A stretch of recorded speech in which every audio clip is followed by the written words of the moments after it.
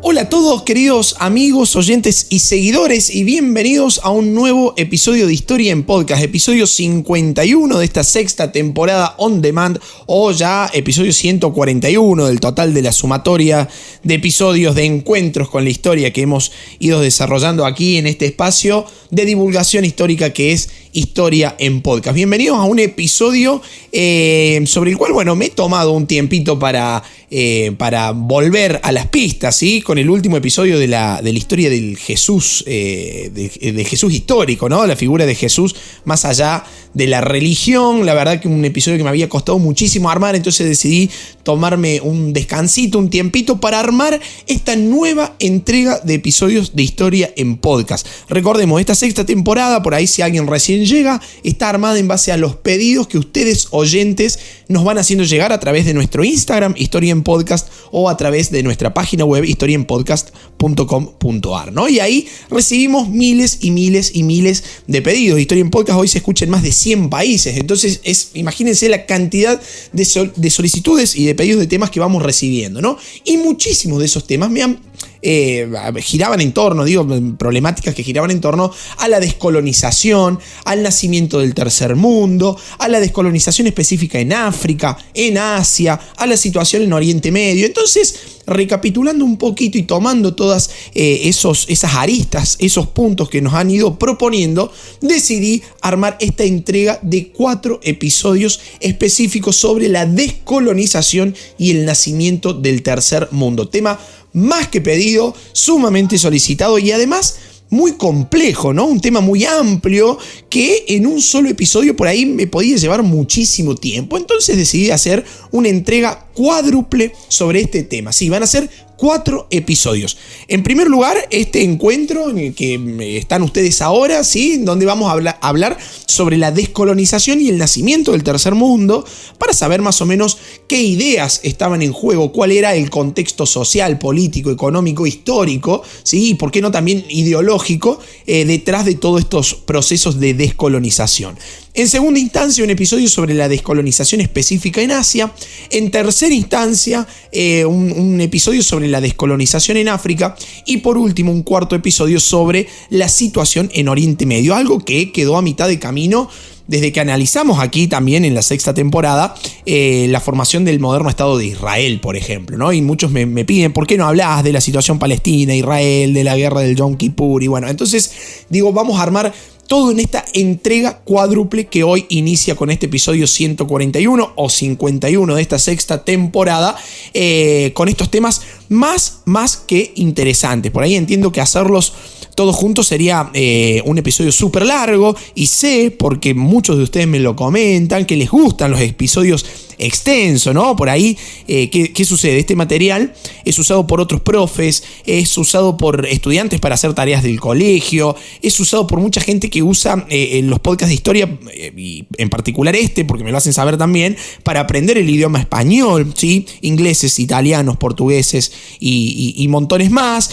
Lo usan muchos para repasar algo de historia, para aprender algo, y en ese sentido me pareció mucho más práctico y mucho más pedagógico también, dividirlo de esta forma en 4 entregas, ¿no? En 4 episodios. Así que vamos a dar inicio nomás, no los detengo, no los demoro, basta de preámbulos, vamos a iniciar nomás con esta primera entrega sobre la descolonización de Asia y África y la posterior formación del denominado tercer mundo. ¿Y por dónde vamos a alargar? Los que me conocen y hacen tiempo que me escuchan seguramente lo sabrán. Vamos a alargar por el comienzo. Y ustedes se preguntarán, ¿cuál es el comienzo? ¿No? Bueno, les digo, para hablar de descolonización, lo primero que tenemos que hacer es un repaso histórico sobre las condiciones que llevaron a la colonización a la cual hoy tenemos que romper en este episodio, ¿no? Si vamos a hablar de descolonización, tenemos que saber, qué hubo antes, cuál fue el proceso colonizador que hubo previamente, ¿no? Y resulta que desde los albores de la modernidad europea, podemos decir,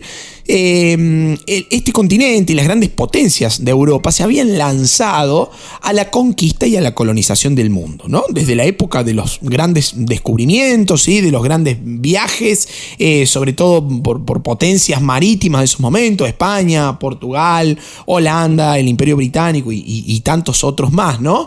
Desde ahí, desde esa época hasta el siglo XX, se va a llevar a cabo la ocupación de territorios mediante la extensión de la dominación política y económica sobre los pueblos sometidos, ¿no? Por medios ya sean pacíficos o militares. Así se fueron creando, tanto en Asia como en África, grandes extensiones, reparticiones, los podemos llamar también dominaciones coloniales, ¿no? De estos imperios europeos durante los siglos XVI, XVII y XVIII. Pero el punto de quiebre lo iba a marcar el año 1776, año en el que se dio la independencia de las colonias estadounidenses, ¿no? La famosa revuelta de los colonos norteamericanos, ¿sí? Que va a señalar el punto de partida, el comienzo de un proceso de descolonización que sería masivo y que sería mundial, ¿no? No va a ser todo de repente, obviamente, pero el año 1776 va a marcar un antes y un después en la historia del mundo y sobre todo en los que nos interesa particularmente en este episodio, que es la historia de la descolonización, ¿sí? Paso seguido van a venir también las independencias, digo, de los estados latinoamericanos, ¿no? Respecto a los dominios españoles o portugueses, ¿no? En esta parte del mundo, ¿sí? Procesos emancipatorios que también tuvieron como punto de partida lo que había pasado en las colonias de Norteamérica, lo que estaba pasando con, digamos, las consecuencias de la Revolución Francesa también. Entonces, todos mecanismos de emancipación, de independencia, de búsqueda de soberanía, ¿sí? De descolonización, que se empezaron a fraguar en esta parte del mundo después de este año 1776, ¿no? Entonces, estos procesos, ¿sí? Tanto el de Estados Unidos como el de las independencias latinoamericanas, van a encender las alarmas de los grandes imperios europeos con dominio en Asia y en África. Por ejemplo, los ingleses, después de la independencia de los Estados Unidos, entendieron que cuando sus otras colonias llegaran a un determinado grado de desarrollo, llamemos así entre comillas, ¿no? Iban a exigir también la emancipación. Entonces, ante eso que iba a ser inevitable, según la lógica británica, ante lo inevitable de ese proceso, consideraron que lo mejor era conceder esa independencia de modo pacífico. ¿Qué pasó? Por consiguiente, se va a recurrir a una evolución constitucional, ¿sí? Bastante progresiva, por la que, por ejemplo, Canadá, Australia, Nueva Zelanda, Sudáfrica, cuyo caso también analizamos acá en Historia en Podcast, pasaron de una situación de subordinación a otra de igualdad en el seno de la Commonwealth, ¿no? De esta comunidad de naciones. O sea, los ingleses medio que se lo vieron venir a toda esta situación. Pero ese criterio era un criterio válido para los ingleses solamente en aquellas colonias que estaban pobladas por ciudadanos de origen europeo, ¿sí?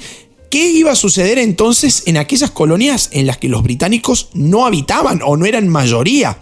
¿Sí? O aquellas en las que según su óptica todavía no habían alcanzado este grado de desarrollo así encomillado que les decía recién, o que todavía se encontraban atrasadas, podemos decir, ¿no? También tomándolo con pinzas a ese concepto. Bueno, en esos puntos la realidad colonial, ¿sí? Dependiente del Imperio Británico, se consideraba incuestionable, ¿no? Y ahí adentro caía la mayoría del continente africano y varias colonias asiáticas, ¿no? Esos puntos, esos lugares, esas geografías en donde ese pasito cultural, digamos, ¿no? Esa maduración que habían tenido, por ejemplo, las colonias latinoamericanas, que habían tenido, por ejemplo, las colonias de Norteamérica, habían dado, y que el resto todavía no se había aventurado a dar, ¿no? Entonces, ahí la realidad colonial era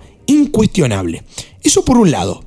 Por otro lado, en las colonias también comenzaba, casi al mismo tiempo, una evolución casi imperceptible, diría, o al menos en sus inicios fue imperceptible, una evolución bastante particular. ¿Qué pasa ahí? Resulta que los europeos recibían en sus escuelas y en sus universidades a grupos de jóvenes, ya sean africanos o asiáticos provenientes de esas colonias en Asia y en África, jóvenes que iban a estudiar Europa y aprendían sobre el valor de la libertad, tanto económica como política. Entonces, la semilla de la descolonización ya estaba sembrada. ¿Sí? Fíjense ustedes, dos movimientos que van casi de la mano, ¿no? El contexto internacional, podemos decir, de 1776, independencia de las colonias norteamericanas, en adelante, ¿sí? Esta gesta emancipatoria, ¿sí? Este primer proceso de descolonización, podemos decir, y al mismo tiempo un proceso interno en las colonias asiáticas o africanas, dependientes de imperios europeos, que empezaron a formar a sus pequeños grupos de ilustrados, podemos decir, ¿no? Sobre esas pequeñas élites que tuvieron la fortuna y la suerte de ir a estudiar a Europa, y ahí, en ese contexto educativo europeo, adquirieron los conocimientos necesarios para después volver a esas colonias, volver a sus países de orígenes y ser los verdaderos gestores de ese movimiento emancipatorio. Por eso digo, la semilla de la descolonización ya estaba sembrada. ¿Qué tenía que pasar entonces para que esa semilla brotase? Bueno, lo vamos a ver a continuación. Lo que tenía que pasar pasó, ¿sí? Y pasó en un contexto bastante problemático, porque en ese sentido fue la Segunda Guerra Mundial la que contribuyó fuertemente al proceso de descolonización. Y ustedes pueden decir, ¿cómo? A ver, el mayor conflicto de la historia del mundo viene a significar al mismo tiempo el punto de partida para el mayor proceso de descolonización que se haya vivido. Digamos, ¿voy en ese sentido? Sí, voy en ese sentido. ¿Sí? Claramente voy en ese sentido. Porque, ¿qué pasa? Mientras el conflicto, mientras la Segunda Guerra Mundial se desarrollaba, la mayoría de las potencias coloniales europeas se vieron debilitadas y sus relaciones con sus posesiones coloniales se cortaron, o al menos no fueron las mismas que habían sido antes de 1939, que fue la fecha del inicio de la guerra, ¿no? Eso hizo que se acabara con el equilibrio político que había existido anteriormente entre metrópolis y colonias, digamos, ¿no? Entre imperios y colonias. Recordemos, por ejemplo, que la independencia de los estados americanos en relación a España, por ejemplo, también se hizo como consecuencia de una guerra, que fueron en realidad las guerras napoleónicas, ¿no? La invasión de Napoleón a España, Portugal, el bloqueo continental a los británicos, todas situaciones que favorecieron la discontinuidad en las relaciones entre metrópolis y colonia. En este caso, la Segunda Guerra Mundial provoca exactamente lo mismo. Además, la guerra había creado una situación, una condición, digamos, que no mostraba favorable el mantenimiento de imperios coloniales, ¿no? ¿Por qué digo esto? En primer lugar, porque los imperios coloniales habían asistido en 1940 a lo que se puede llamar como una ola de desastres, y los grandes imperios estaban metidos en una ola de desastres. Bélgica, los Países Bajos, bien digo, por ejemplo, se habían hundido prácticamente, estaban casi desaparecidos, digamos, ¿no? Una condición interna y en ese contexto de guerra continental y mundial, digámoslo, bastante complicado, ¿no? El ejército francés, por ejemplo, estaba también casi eliminado. El Reino Unido se había replegado, ¿sí? se autoencerraba en la frontera de las Islas Británicas. Esto hacía que Europa perdiera todo el halo de omnipotencia, omnipresencia que parecía tener ese mito, ¿no? de la superioridad que se había elaborado durante tantísimos años y que ahora con la Segunda Guerra Mundial medio que desaparecía, tambaleaba y va a terminar cayéndose ese halo de omnipotencia, omnipresencia, ¿no? Y además, en algunos territorios ocupados durante la Segunda Guerra Mundial, las poblaciones quedaron aisladas de sus metrópolis, ¿no? Y estuvieron expuestas a propagandas muy fuertes con un sentido muy marcado de antioccidentalismo, digamos, ¿no? O sea, propagandas antioccidentales, para que sea más claro. Quizás en este sentido el caso más famoso sea el del sudeste asiático, donde por ejemplo los japoneses rápidamente se hicieron con el poder, ¿no? Y ahí empezó toda esta propaganda antioccidental. Por otra parte, la guerra va a reforzar también a los movimientos nacionalistas. Si bien es cierto que en algunas colonias esos movimientos eran previos al conflicto bélico, es decir, existían desde antes, en esos lugares la guerra va a funcionar como una escuela de formación de guerrillas contra los ocupantes, digamos, ¿no? Contra los colonizadores, ayudando a forjar líderes populares que se van a buscar conectar con las masas, que hasta ese entonces se habían mantenido alejadas, ajenas a un movimiento nacional que no comprendían directamente, o hacia el que en ciertos puntos desconfiaban también. Entonces ahí la Segunda Guerra Mundial también va a tener una preponderancia, diría que bastante particular. Y lo podemos entender incluso en términos más amplios, porque la Segunda Guerra Mundial fue una lucha entre la libertad y el totalitarismo. Y esa lucha no se limitó solamente a Europa, sino que había traído también a los pueblos dominados colonialmente en Asia y en África a que participaran de esa misma encrucijada. ¿Sí? Una lucha entre libertad y totalitarismo.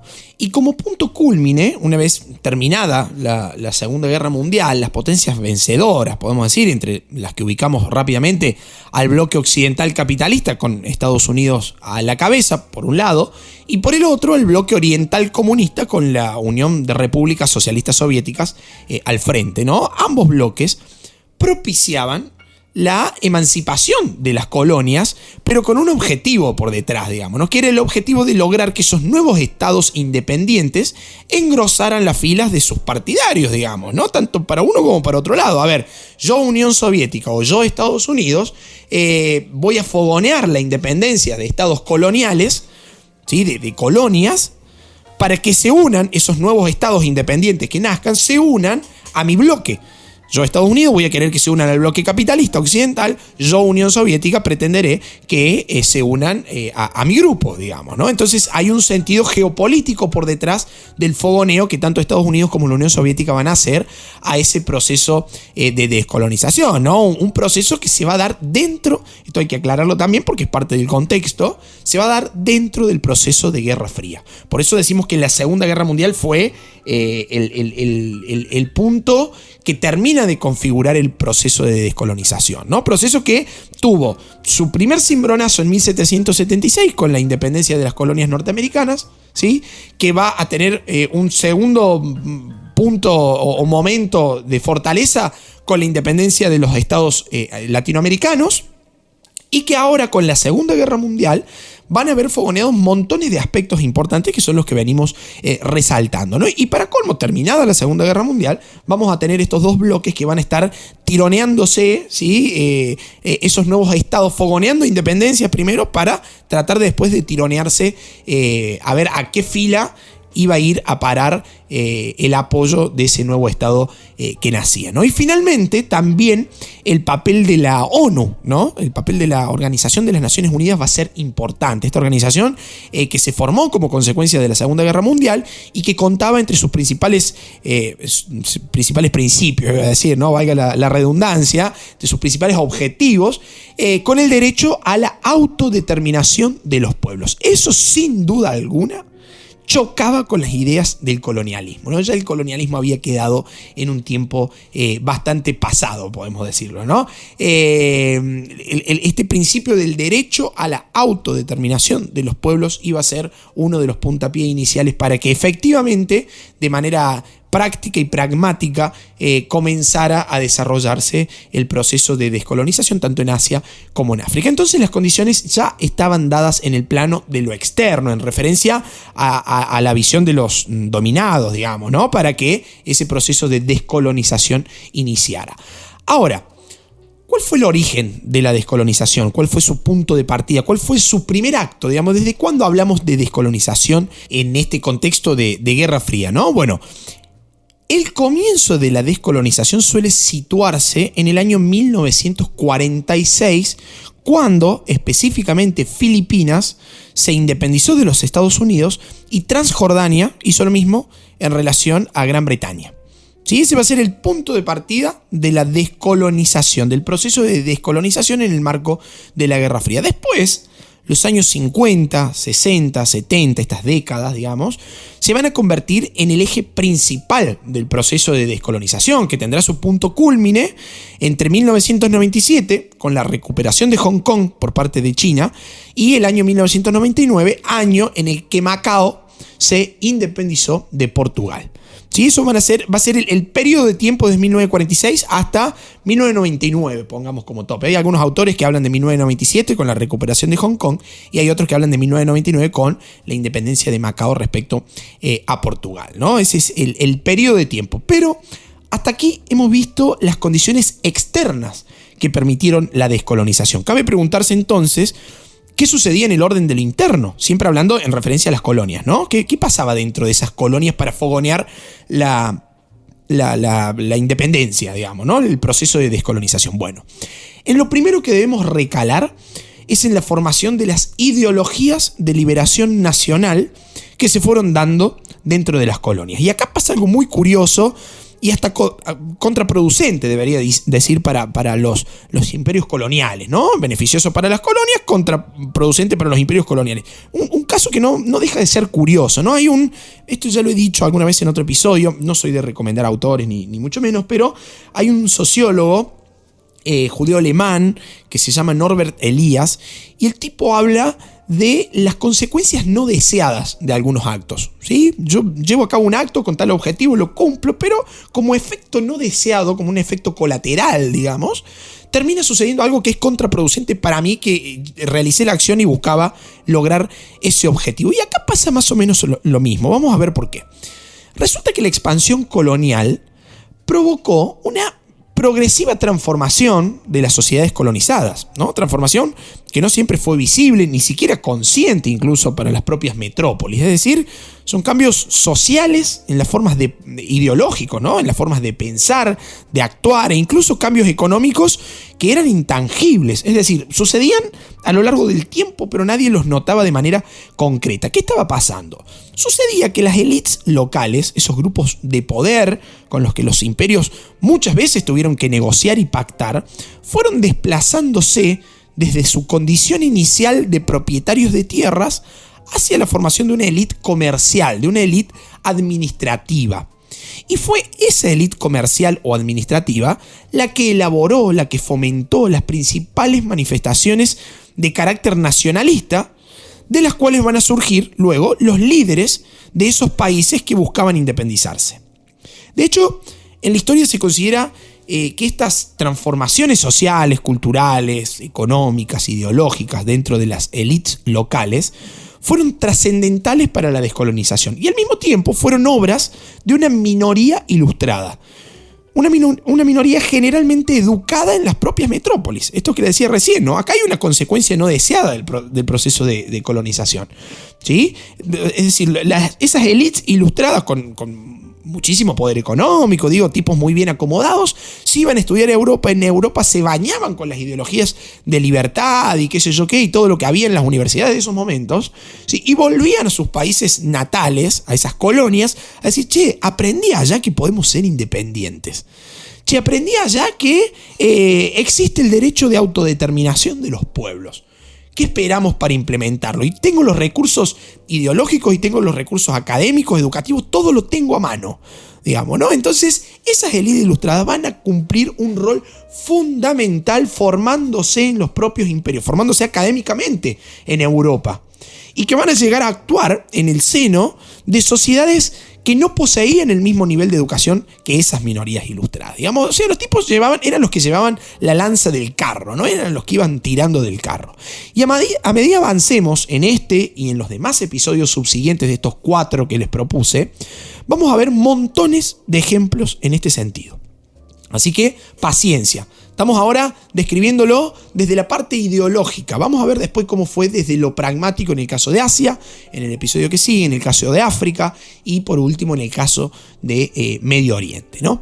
Pero bien, por último, debemos decir que estos movimientos de emancipación nacionalistas que van a florecer tanto en Asia como en África, van a combinar tanto elementos tradicionales como también elementos modernos. Por ejemplo, en referencia a los elementos modernos podemos nombrar el fuerte sentido anticolonialista, influenciado al calor de los sucesos que acontecían en Europa, ¿no? Y por otro lado, la formación de partidos comunistas que van a tener digamos, su apogeo, ¿sí? Con el triunfo que ya había sucedido en 1917, de la Revolución Rusa, y que ahora, terminada la Segunda Guerra Mundial, proponía a la Unión Soviética con su sistema comunista como una de las banderas a seguir, ¿no? La otra era el capitalismo norteamericano.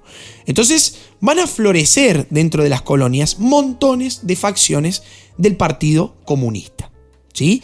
En la mayoría de los países dominados, tanto de Asia como de África, se van a crear partidos comunistas que van a tener una fuerte impronta en el proceso de descolonización, como en el caso de Indonesia, por ejemplo, o en el de Indochina, en el que se destacó, por ejemplo, el líder Ho Chi Minh, del cual ya hemos hablado acá en el episodio de la Guerra de Vietnam, por ejemplo. Partidos comunistas que van a tener una fuerte impronta, como les decía, en ese proceso de descolonización, y que a la larga, ¿sí? En el amplio espectro, digamos, a largo tiempo, a largo plazo, van a ser también los principales responsables de los numerosos y de los estrepitosos fracasos que esos nuevos estados en manos comunistas tuvieron y aún tienen que afrontar. Esto hay que decirlo también, porque si no parece que el comunismo es la única vía de salvación, y claramente no. Ahora, volviendo al eje del asunto. Mientras en el plano interno florecían las ideologías de liberación nacional, también iban apareciendo la defensa de los valores autóctonos, de los valores locales, ¿sí? Que fueron esos elementos tradicionales que les decía recién, que se combinaron junto con los modernos para darle forma a esos movimientos de emancipación nacionalistas. Muchas de esas ideologías emancipadoras se fundamentaron en la defensa y en la recuperación de los valores de la cultura local, de la cultura autóctona, dirán algunos autores. Este es el caso, por ejemplo, de las ideas de la negritud. ¿Sí? La negritud es un concepto bastante controversial y que va a generar adeptos y opositores, como veremos a continuación, pero que apareció por primera vez en el año 1939 con un movimiento literario nacido de la obra de tres hombres, el escritor oriundo de Martinica llamado Aimé Césaire, el poeta y luego también presidente de Senegal llamado Léopold Sédar Senghor, y el poeta Léon Gontran Damas, nacido en la Guayana francesa. Esos tres tipos fueron los primeros que le dieron el sentido a un término que, en palabras de Senghor, trascendía las divisiones entre musulmanes africanos, entre negro-africanos y los negros de la diáspora, es decir, los que se encontraban fuera de África. ¿Qué hicieron ellos? Desde la trauma, ¿sí? de la experiencia negra, los poetas de la negritud le van a cantar en su obra, le van a cantar a África desde diferentes ángulos, ¿no? Ya sea desde el rescate de su pasado, de sus ancestros, de la reivindicación de su cultura, de sus valores, sus tradiciones. Van a cantar a la naturaleza del continente africano, van a homenajear a las mujeres africanas, ¿no? Un amplísimo etcétera. Y obviamente este movimiento de la negritud implicaba no solo el canto al continente africano para revalorizarlo, sino también un compromiso del escritor como tal, ¿sí? Con la realidad colonial. Y si bien va a haber muchos que no estuvieron de acuerdo con las ideas de la negritud, ¿sí? Esta corriente literaria fue un aglutinante para que muchas personas que aspiraban a ver su continente libre del yugo colonial pudieran actuar, pero asimismo hubo gente que se opuso, y acá habría que hacer un pequeño paréntesis, porque es interesante la historia de una de las personas que plantearon su desacuerdo con la negritud, que fue el escritor nigeriano Wole Soyinka. Wole Soyinka fue el primer premio Nobel africano en el año 1986. El tipo cuestionaba el concepto de negritud. Afirmaba que, por ejemplo, el tigre no proclamaba su tigritud. ¿Sí? Cuando al momento de abalanzarse sobre su presa, el tigre no decía yo soy orgulloso de mi tigritud y por eso te voy a matar, sino que simplemente saltaba sobre la presa y la devoraba. ¿Qué quería decir con eso Wole Soyinka? Quería decir que no bastaba con reivindicar la cultura negra para liberarse del colonialismo, sino que simplemente había que actuar.